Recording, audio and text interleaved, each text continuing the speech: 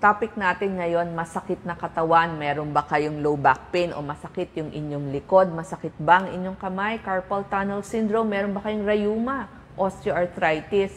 Lahat ho yan pag-uusapan natin sa oras na ito. Tuturuan ko kayo ng mga simpleng exercises, pang bata, pang matanda, pwede nyong gawin para mawala yung paninigas at pananakit ng inyong mga kasukasuan, gulugod at katawan. So sa umaga, nararamdaman nyo ba paggising ninyo? Parang ang tigas-tigas ng katawan nyo, ang kirot-kirot, ang sakit. Bakit kaya sumakit ang inyong katawan pagkagising ninyo? Kasi nung buong gabi, hindi kayo gumalaw. So paggising ninyo, sa biglang galaw, sasakit yon. At syempre, kapag gabi o madilim, naka-aircon, naka-electric fan, nagdudulot din yon ng pagbaba ng temperatura na pwedeng magdulot ng masakit na katawan. Kaya nga doon sa mas malalamig na lugar o na mga countries, mas masakit o mas may rayuma sila. At syempre, pag umiidad ka na, 40s, 50s, parang nagsisimula ng sumakit ang katawan mo at medyo naninigas ka na. At syempre, meron din tayong nagiging sakit dahil sa pagtatrabaho, yung tinatawag ng osteoarthritis, yung paulit-ulit na ginagawa at pag-edad, at kapag lagi natin ginagamit ang ating kamay, baka meron tayong carpal tunnel syndrome. So, meron tayong mga simpleng gagawin. Pag sinabing rheumatoid arthritis, rayuma ho ito. Ito ang dahilan ng pagtigas o pagsakit ng ating katawan, namamaga. So, mapapansin nyo to, magkabilang side ng katawan nyo, kaliwa at kanan masakit. Pero pag osteoarthritis, dahil sa pag-edad, one-sided lang minsan, tsaka mapapansin nyo, parang matigas yung parte o yung katawan nyo, 30 minutes in the morning. Tatagal lang naman ng 30 minutes. Pero dapat, kapag gumalaw na kayo at nainitan na kayo, mawawala na yung kirot. So, marami pa pong ibang klase ng rayuma. Ano nga ba ang remedyo para hindi tumigas ang ating katawan, hindi tumigas ang ating kasukasuan, hindi sumakit ang ating katawan? Warm up pagising, warm up bago mag-ehersisyo. Ibig sabihin, mag-inat-inat muna kayo, mag-stretching, bago yung biglaang pag-exercise. Tapos, kapag nagtatrabaho kayo, mapa sa opisina, sa eskwelahan, nakaupo, nakatayo, pwede ho kayong mag-break. Ibig sabihin, yung break nyo, gagawin nyo dun sa kinatatayuan o kinalulugaran nyo. Kahit ho nakaupo, pwede ho tayong mag-stretching at mag-exercise. Ituturo ko ho yan. At syempre, meron din tayong exercise na pang-araw-araw, katulad ng paglalakad. Yung ating posture, pag ho lagi tayong nakatungo, nakakuba, sasakit ho ang ating katawan. Kailangan yung mga kakainin natin, yung makakabawas ang pamamaga ng ating mga kasukasuan. So, pag sinabing Mediterranean diet, ito yung maraming seafoods o kaya may isda yon, may konting beans, tapos meron ding gulay, berdeng gulay, tapos meron ding prutas. So yun lang ho ang ibig sabihin ng Mediterranean diet na nilagyan ng konting good oil, katulad ng olive oil. So ito pa ho, tandaan nyo yung ABC. A is arm sweep. Itataas lang ho ang inyong kamay. Kahit ho nakaupo or nakatayo, pwede nyong gawin yan. Inhale, taas ang kamay, bilang 1, 2, 3, 4, 5. Exhale, baba ang kamay. So, ulit-ulit lang. So, pwede ho ito sa seniors, rowing, para medyo gumalaw ang ating balikat o shoulders. Ito, laging ginagawa. Di ba kahit nakaupo kayo, panay ang cellphone nyo, panay ang computer nyo, kaliwa, kanan, tummy twist. Yun yung ibig sabihin nito. Leg lifts, itaas lang po yung isang paa, paulit-ulit, and then yung kabilang paa naman. Knee lifts, ang itataas nyo naman, yung inyong tuhod. So, mga simple lang ho yan na pwede nyong gawin. Kahit nakaupo kayo, sabihin nyo, wala na akong balanse, hindi ako makatayo. Pwede nyo hong gawin itong mga exercises na to. Ito po yung arm sweep. Ayan, tinataas yung kamay, papunta dun sa ceiling, sa langit, inhale, tapos pag ibababa nyo, exhale. Yung next natin, letter B, back bend. Yan.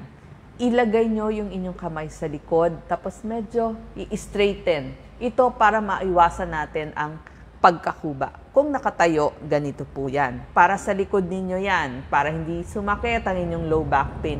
Pero, pwede din naman yan kahit nakaupo. So, itong kamay nyo, ilagay nyo lang sa likod ninyo. So, pwede din.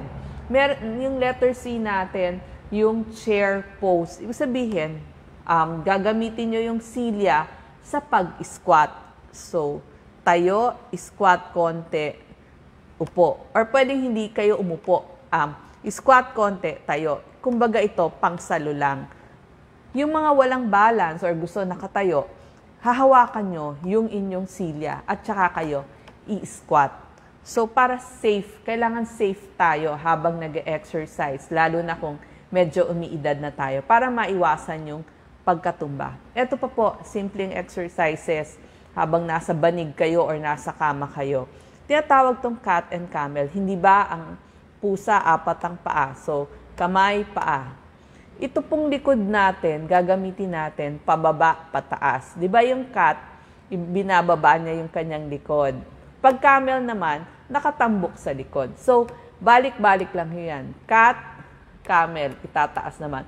So, dito, gaganda yung inyong tiyan. Yun yung tinatawag na core para may pang-suporta dun sa inyong spine o dun sa inyong gulugod. At the same time, gaganda din po o lalakas yung mga muscle dun sa ating likod. So, yan ho ang palakasin natin. Tiyan at likod na muscle para hindi tayo magkaroon ng pagsakit ng likod o yung tinatawag na low back pain. Ito pa ho. Ito ho, kahit senior, itaas lang ho ang puwet, taas, baba. Pag nakahiga kayo sa inyong banig. Sabi ko nga, yung posture dapat diretso. Ayaw natin nakakuba. Ito, mahina na ang muscle sa tiyan, mahina pa ang muscle sa likod, sasakit talaga. So, dapat pinalalakas dun sa mga pinakita kong exercises. Kakainin, mas maraming isda, peanuts, gulay, yan. Yan po yung mga remedyo. Mga saging, carrots, lahat po ng gulay, maganda, tsaka prutas.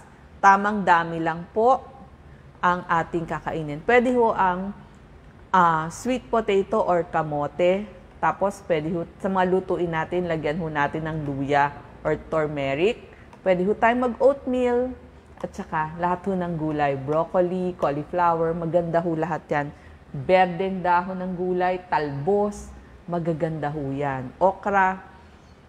Yung masahe, pwede ho tayong self-massage. Pag masakit ang ulo natin, dun, kung saan ho masakit, yan, ikot-ikutin nyo lang. Kayo na ho mag-massage sa sarili nyo. Pero pwede rin ho tayong tumawag ng taga-masahe para medyo maalis yung paninigas ng ating katawan.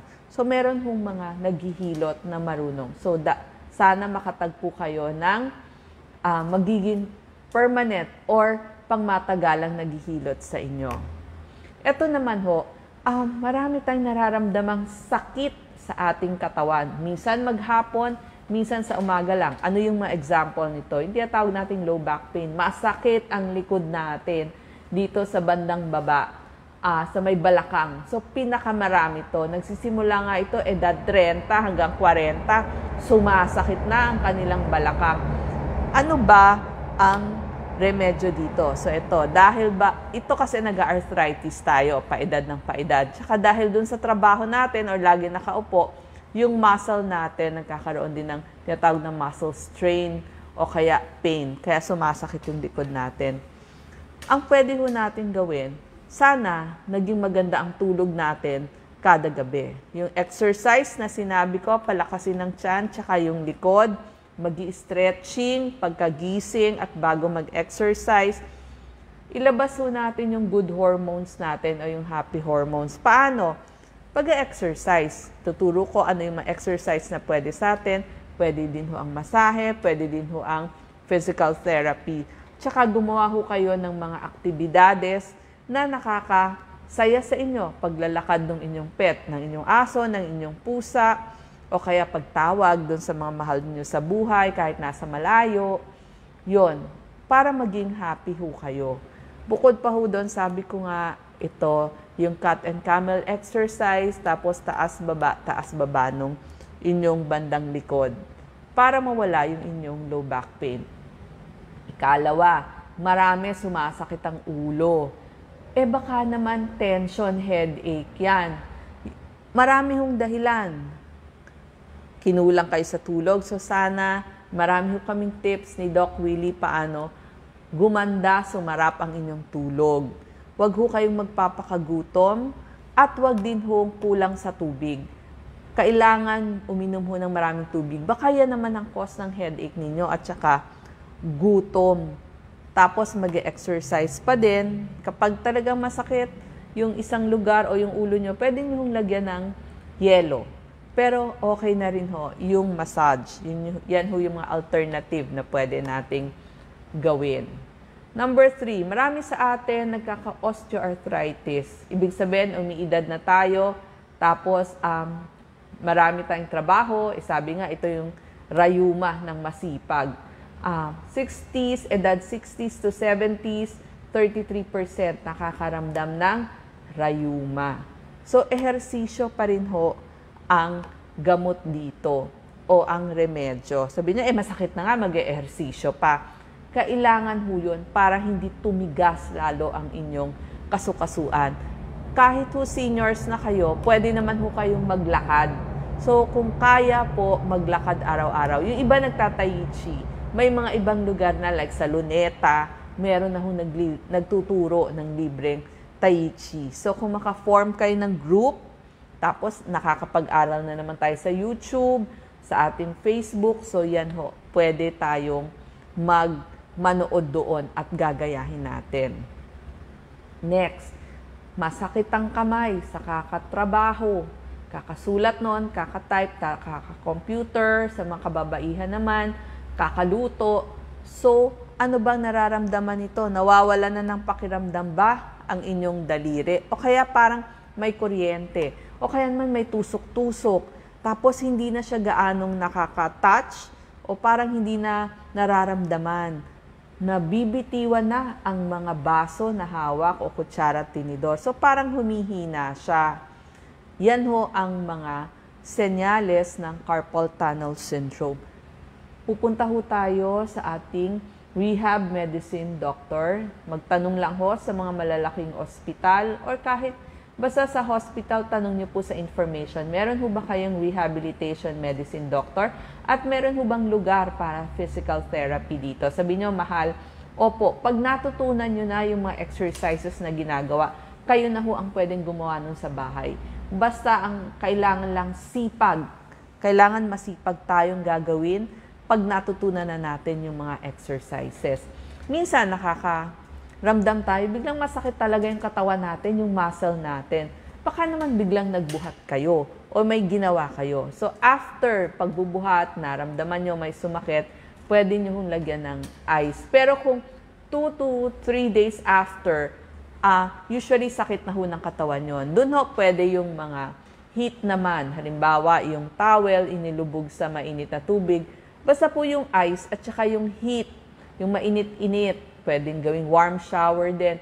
Hanggang 20 minutes lang ho. Huwag naman hong sosobra doon kasi baka mapaltos naman ang ating balat. So yun po ang magic number, 15 to 20 minutes. Heat at init o kaya yung ice. So ito ho, muscle strain, yung mga maling paggalaw, sumakit ang katawan natin. So i-rest hold sandali, lagyan ng, sabi ko nga, pag bagong sakit, ice, pero pag matagal ng sakit, yung mainit-init naman. Ituloy po ang light exercises para dumaloy pa rin yung dugo. Kaya nga sabi niya, masakit na nga, may arthritis na nga. Paano ho dadalo yung dugo kung hindi kayo gumagalaw-galaw? Tapos, yung physical therapy na itinuro sa inyo, itutuloy nyo ho sa bahay nyo kahit kayo mag-isa. Di walang bayad, kasi ginagawa nyo pa rin . So, yan ho yung ating mga tagubilin para gumaling ang paninigas ng inyong kasukasuan at para gumaling lahat ng sakit na nararamdaman nyo. Salamat po.